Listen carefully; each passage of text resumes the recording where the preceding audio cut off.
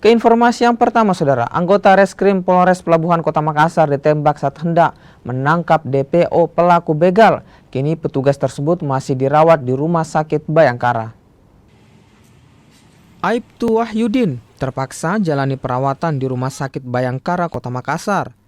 Anggota Reskrim Polres Pelabuhan Makassar ini dilarikan ke rumah sakit usai ditembak di bagian dada. Peristiwa terjadi saat Aibtu Wahyudin melakukan penangkapan terhadap seorang DPO kasus begal.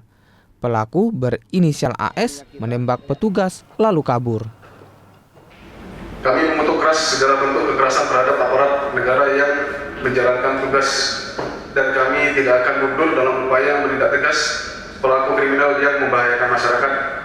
Di sini kami Polres Pelabuhan memohon doa dan dukungan masyarakat untuk kesembuhan Aibtu Noval serta keberhasilan aparat penegak hukum dalam menangkap pelaku kejahatan tersebut demi keamanan dan ketertiban masyarakat Kota Makassar yang kami cintai.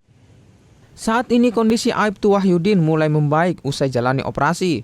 Sementara pelaku penembakan kini dilakukan pengejaran tim gabungan Polres dan juga Polda Sulawesi Selatan.